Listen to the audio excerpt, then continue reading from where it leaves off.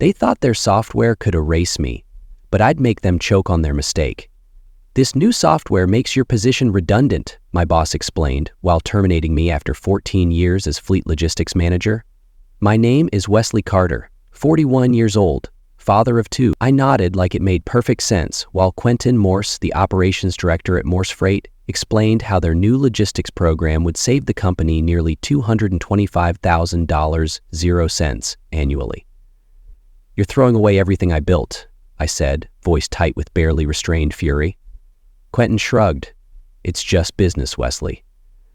My salary and benefits made up most of that figure. We've uploaded all the routes and client specifications, Quentin said, not quite meeting my eyes. The AI optimization is supposed to be 25% more efficient than human management. I listened without interrupting. My blood boiled. 14 years of sweat and trust, dismissed by a smug suit who'd never driven a route. 14 years meant nothing against a quarterly earnings report, not the late nights tracking shipments during blizzards, not the countless hours spent building relationships with clients across the country, not the emergency routes I designed when Hurricane Delta shut down half our southern corridors. The software could supposedly do it all better. We'll need you to train Liam on any remaining processes during your notice period, Quentin added. Liam was 24, fresh out of college. His job would be pressing buttons when the software told him to. Train him to fail? I shot back. Quentin's jaw tightened. Just do it, Wesley. No problem, I said, still calm. The termination letter sat between us like something dead. 3 weeks severance for every year served. Fair enough on paper. I cleaned out my office that afternoon. Pictures of my kids, a logbook I kept of every major client's specific needs and quirks, a folder of routes I'd personally optimized for perishable goods, routes that shaved hours off delivery times by accounting for traffic patterns the GPS data missed. The folder went into my bag. Nobody asked about it. Awkward handshakes, empty promises to stay in touch. Only Nora from dispatch seemed genuinely upset. Who am I supposed to call when everything goes sideways now? You've got the program, I reminded her. 25% more efficient, remember? She rolled her eyes. That thing doesn't know what to do when the Baxter dairy shipment arrives at the same time as the Frost Peak meats truck. You know Baxter needs special handling. Their containers leak if they sit too long. I patted her shoulder. I'm sure he'll figure it out. They're fools, Nora whispered, her eyes fierce. You're the heart of this place. I managed a grim smile. Not anymore. On my way out, I passed the boardroom. Through the glass, I could see Quentin showing the executive team colorful charts, cost savings, efficiency improvements, return on investment. I wondered if they'd factored in the cost of losing 2 decades of relationships I'd built with clients from Omaha to Helena. I didn't slam doors, didn't make a scene, just walked to my truck, set my box of belongings in the passenger seat, and drove home. My hands gripped the wheel, knuckles white. This isn't over, I vowed. But something in my gut told me this wasn't over, not by a long shot. I started at Morse Freight back when we had just 8 trucks and a dream. Old man Morse hired me himself. This company runs on relationships and reliability, he told me. Technology changes, people don't. Those words stuck with me while I built our logistics system from scratch. Every client had different needs. Frost Peak needed their meat shipments delivered by 5:00 a.m. so their butchers could prep for the morning rush. Baxter Dairy's tanks had to be emptied within 25 minutes of arrival or the pressure valves would leak product. Sunnyside Produce needed their shipments routed away from highways where diesel fumes could seep into their organic vegetables. I knew these details because I'd spent years learning them, years earning trust. You're a lifeline, Frost Peak's manager once told me. That trust was my currency. When Old Man Morse retired 6 years ago, his son Gideon took over. Younger, MBA from Cornell, always talking about disruption and leverage. That's when things began to change. First came the consultants, then the cost cutting, then the glowing reports about automation. I watched it happen but kept my head down and did my job. The drivers trusted me, the clients respected me. I figured that counted for something. My wife Abigail noticed the shift before I admitted it to myself. They're phasing you out, she said one night after I mentioned the new software they were installing. You should start looking elsewhere. I brushed it off. Nobody knows the system like I do. The software needs human oversight. You're too loyal, she warned, her voice sharp. They'll betray you. I ignored her, stubborn to a fault. But the writing was on the wall. The quarterly meetings where I used to present our logistics metrics were now handled by the tech team. My emails to Gideon went unanswered. Quentin started making decisions about fleet management without consulting me. 3 weeks before they let me go, I got a call from Philip Grayson, operations manager at Sterling Logistics, Morse Freight's main competitor. Just checking in, he said casually. Heard Morse Freight is making some changes. If you ever want to grab coffee, let me know. I told him I was fine, loyal to the end. Don't be a fool, Philip said, his tone blunt. They're replacing you. I hung up, dismissing him.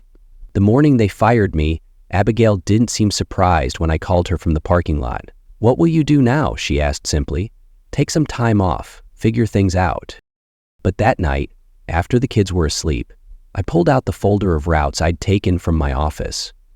Routes the software would never understand, because they weren't just about distances and fuel efficiency.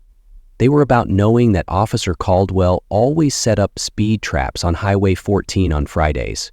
About knowing the loading dock manager at Frost Peak wouldn't accept deliveries during his lunch break, no matter what the schedule said. I stared at the folder, anger rising. You'll need me soon, I whispered, dialing Philip Grayson. 3 weeks after my termination, I was sitting in a booth at Sally's Diner with a cup of coffee and my laptop open. I'd been tracking Morse Freight's deliveries through contacts I still had at client facilities. The picture wasn't pretty. Baxter Dairy had logged 3 late deliveries in 12 days. Frost Peak reported a shipment that sat unrefrigerated for 50 minutes because of dock scheduling conflicts. Sunnyside Produce found their organic lettuce spoiled after a truck took the interstate bypass I always avoided because of the heavy industrial emissions. I wasn't happy about it. These were people I'd worked with for years, but I wasn't surprised either. My phone buzzed. A text from Nora. Complete disaster today. System routed 3 trucks to same loading bay. Baxter's shipment delayed 2 hours. They're furious. Another buzz, this time from Ray, one of Morse Freight's veteran drivers. New system had me go through downtown Omaha at rush hour. Lost 80 minutes. Nobody to call for override. I didn't respond to either message. Not my circus anymore. But I made notes in my spreadsheet tracking the pattern of failures. They're falling apart, I thought, a bitter satisfaction growing. The bell above the diner door rang. Philip Grayson walked in, spotted me, and slid into the booth across from me. Thanks for calling, he said, ordering coffee when the waitress came by. Been hoping to hear from you. I closed my laptop. I'm not looking to burn bridges. Philip shook his head. Not asking you to, but Sterling needs someone who understands logistics from the ground up, not just from algorithms and data points. You don't use automation. We use it, Philip said, but as a tool, not a replacement. Tech doesn't build relationships, doesn't understand why the Baxter family insists their products be delivered first thing Monday, even though Wednesday would be more efficient. Doesn't know that Frost Peak's dock manager needs military precision or he falls apart. I studied him, trying to read his angle. So, what are you offering? Consulting to start help us understand these client relationships better, eventually maybe something permanent? I thought about 14 years of institutional knowledge walking out Morse Freight's door in a cardboard box, about a software program that couldn't possibly understand the nuances I'd learned through thousands of hours of problem solving and relationship building. I won't share proprietary information, I said finally. Philip nodded. Don't need you to.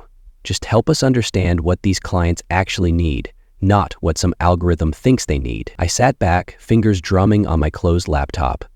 Through the diner window, I could see Morse Freight's headquarters in the distance, glass and steel reflecting the afternoon sun. When can I start? I asked.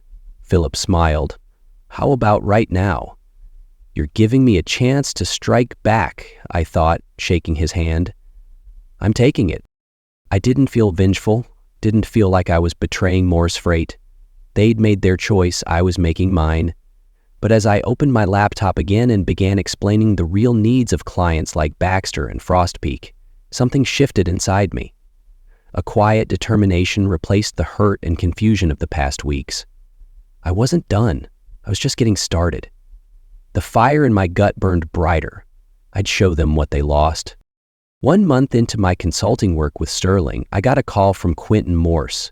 "We need to talk," he said, voice tight. "Some of our clients have been asking for you specifically." I was in my home office reviewing Sterling's delivery protocols for temperature-sensitive items. Through the window, I could see my kids playing in the backyard, enjoying their summer break. "I don't work for Morse Freight anymore, Quentin. Look," he said, lowering his voice. "The transition hasn't been as smooth as we anticipated.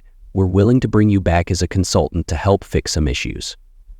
"Already crumbling?" I said, a smirk tugging at my lips. His silence was answer enough. I leaned back in my chair. "Issues with the software?" "Minor adjustments," he insisted. "Nothing serious. Gideon authorized a very competitive consulting rate.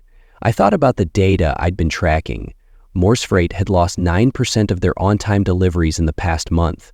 Client complaints had spiked 35%. 2 smaller accounts had already jumped ship. "Send me the offer in writing," I said. "I'll think about it."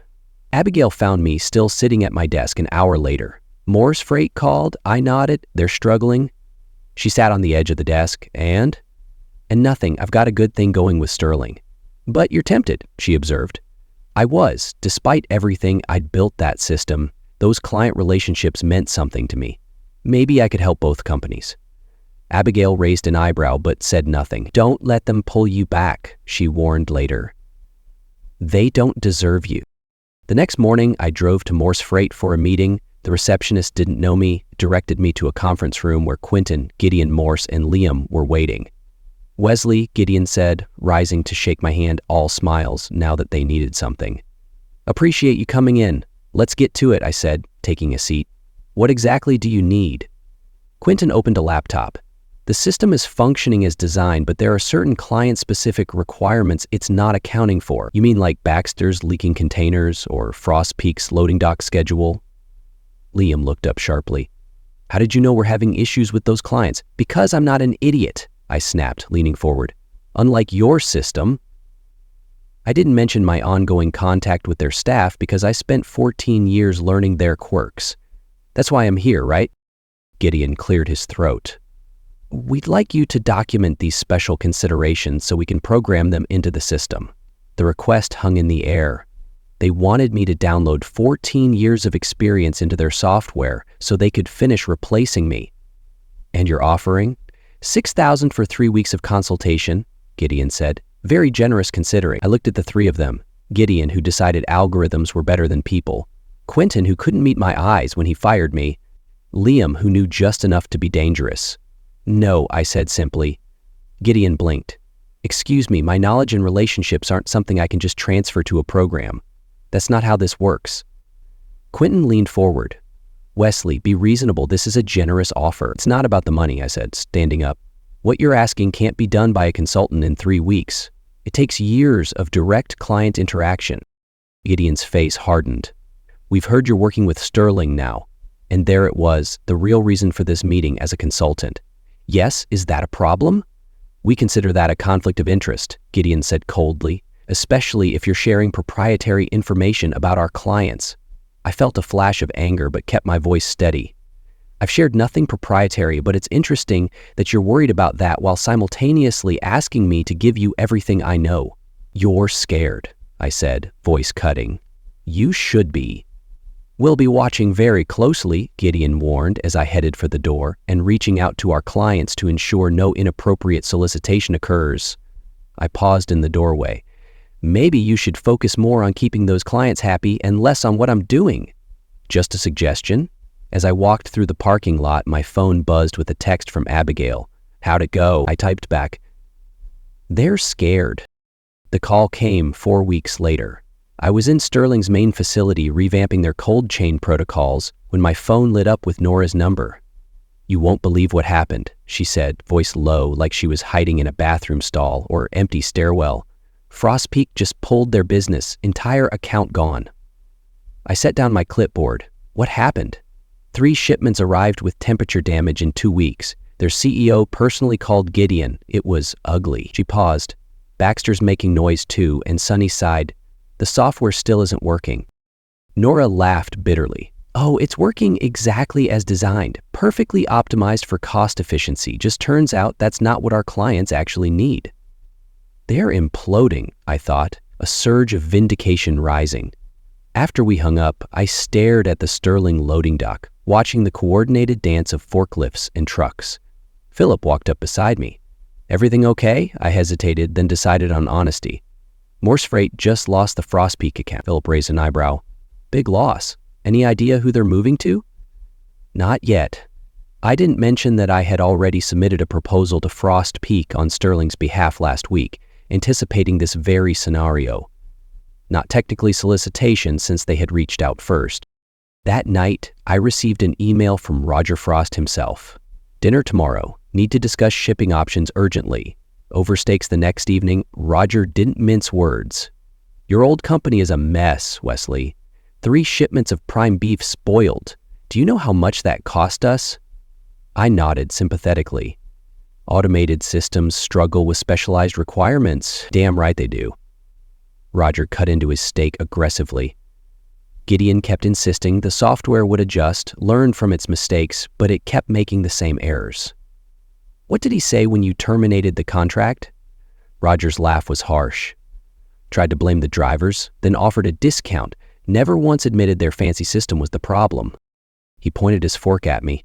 You knew this would happen, didn't you? I warned them, I said, voice steady. They didn't listen.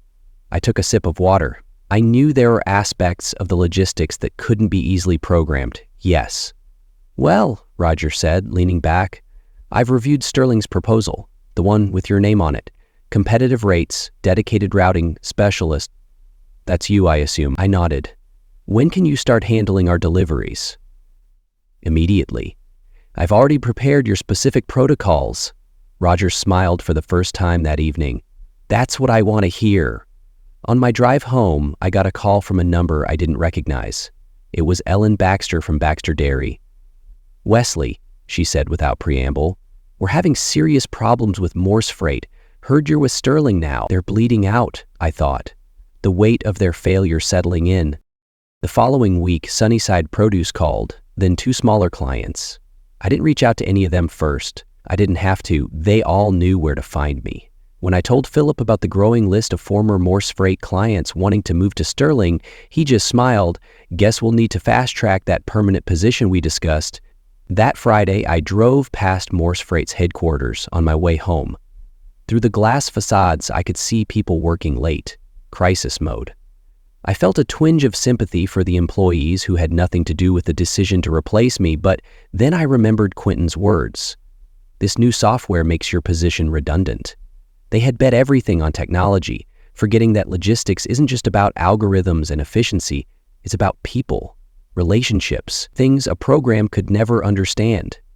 I didn't set out for revenge, but I wasn't going to turn it down when it fell into my lap. You made your bed, I muttered, glancing at the fading Morse Freight sign. Lie in it. By the 3rd month after my termination, Sterling had signed contracts with 6 former Morse Freight clients, including their 3 biggest accounts, Frost Peak, Baxter, and Sunnyside.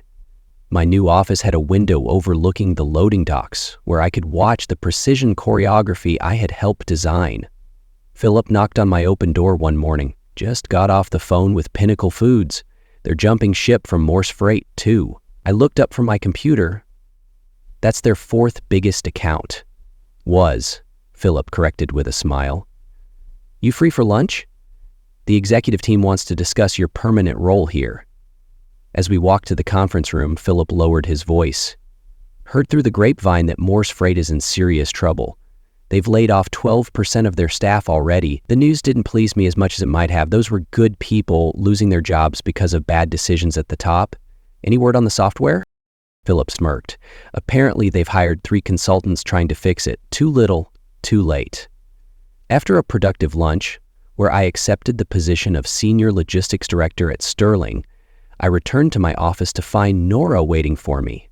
Hope you don't mind, she said, standing awkwardly by my desk. Security let me up when I mentioned your name. Everything okay? Nora twisted her hands. They laid off 9 people from dispatch yesterday. I'm still there, but she took a deep breath. Are you hiring? I studied her face. Tired, worried, but still determined. As a matter of fact, we are. Let me introduce you to HR. You're saving us, Nora said, her voice breaking. No, I replied. We're rebuilding together. Over the next 2 weeks, I brought on 3 former Morse Freight employees who had been casualties of the company's downward spiral. Good people who deserved better. One evening, as I was leaving the office, I found Gideon Morse waiting by my truck. Came to see the operation for myself, he said, hands in his pockets. He looked thinner, the circles under his eyes pronounced. Impressive setup, I waited, saying nothing. You've taken half our clients, he said. Finally, we're filing for Chapter 11 next week. I leaned against my truck. I didn't take anything, Gideon. Your clients left because you couldn't serve them properly, because you wouldn't help us fix the system. No, I corrected him, because you thought a system could replace human knowledge and relationships. Your father understood that technology is a tool, not a replacement for people who understand the business. Gideon looked away. We've got 58 families losing jobs because of this. The statement was designed to make me feel guilty. It almost worked. That's on you, I said quietly. Not me. We're willing to sell, Gideon said suddenly. Sterling could acquire our remaining assets, routes, equipment. It would be cheaper than watching us slowly collapse while you pick off the rest of our clients one by one. I considered him for a long moment. I'll talk to Philip. You're begging now, I thought, his desperation stark. But I'm not your savior. As Gideon walked away, my phone buzzed. A text from Roger Frost. Perfect delivery today, like the old days, but better. Glad to have you back handling our account. I stared at the message, feeling a complex mix of emotions. Satisfaction, yes, but not joy at Morse Freight's collapse. Just the quiet certainty that actions have consequences. The next morning, I presented Gideon's offer to Philip and the Sterling executive team. There's value there, I explained. Equipment, some good people who deserve a shot, and a few remaining client relationships worth preserving. Philip studied me. You're advocating for the company that fired you. I'm advocating for a smart business decision, I said, and for the employees who had nothing to do with that choice. Philip nodded slowly. Draft a proposal, we'll consider it. I spent that weekend creating a detailed acquisition plan, not out of revenge or triumph, but because it was the right move for everyone involved. Sometimes winning doesn't look like what you expect. But as I worked, Abigail's words echoed, "Don't let them pull you back." Their failure wasn't my burden, yet I felt its weight. 8 months after my termination from Morse Freight, I stood in the lobby of what used to be their headquarters. The Morse Freight logo had been removed from the wall, replaced with Sterling's blue and silver emblem. The acquisition had gone through 4 weeks earlier. Quentin Morse approached, hand extended. Wesley, thanks for meeting me here. I shook his hand briefly. Philip said you wanted to talk. Quentin glanced around the busy lobby. Is there somewhere private? I led him to a small conference room and closed the door. Quentin took a seat, looking uncomfortable in the unfamiliar surroundings. I've been offered a position in the transition team, he said, reporting to you, apparently. I nodded. That's right. Quentin looked down at his hands. After everything that happened, I'm surprised. This isn't about personal feelings, I said evenly. You know the operation. That knowledge is valuable during the merger. Even though I was the one who fired you, I leaned forward. You were following orders, Quentin. We both know that decision came from above. He seemed to deflate slightly. The software was a disaster. We tried everything to make it work. Except the one thing that would have worked, I pointed out. Understanding that logistics isn't just about algorithms, it's about people. From the hallway came the sounds of the facility in transition, workers moving equipment, new signs being installed, employees from both companies learning to work together. Quentin looked up, his expression a mixture of resignation and relief. So where do I fit in the new structure? I slid a folder across the table. Operations coordinator, working with the team I'm building to integrate human expertise with supportive, not replacement technology. He opened the folder, reviewing the offer letter inside. This is more than I expected. It's what the position is worth, I said, standing. Technology changes. People don't. Your experience has value, Quentin. You're giving me a second chance, he said, voice low. No, I replied. I'm giving Sterling what it needs. As we walked out, Gideon Morse was coming through the front doors for a final meeting with Sterling's legal team. Our eyes met briefly across the lobby. No words needed to be exchanged. The outcome spoke for itself. I felt no joy, only a hollow ache. His defeat was mine once too. 1 year after being told my position was redundant, I stood in Sterling's control center, watching my logistics system. Human screens showed optimized routes, but driver notes and client quirks glowed brightest. The human touch Morse Freight ignored. Nora approached with a tablet. Baxter Dairy's forecast, 12% up. Make sure Ethan knows their valve issue, I said. He's on their account while I'm at Glacier with Abigail and the kids, my first vacation in years. Philip joined us, board's thrilled, quarterly numbers stellar, client retention unmatched, your human-centered approach paid off, he said, clapping my shoulder. Later, I checked a Frost Peak shipment. Tom, a veteran driver, avoided Highway 14's construction, ignoring GPS. Trust your judgment, I told him. The software helps. The irony stung. Fired. Yet I'd built something better. But as I drove home, the facility's lights fading, I felt the cost. Years of loyalty, trust, given to a company that discarded me. Sterling was home now, my family's laughter waiting, but Morse Freight's shadow lingered, a reminder that vindication heals, but never fully mends. I'd won not by revenge, but by proving what they'd lost, a truth both sharp and bittersweet.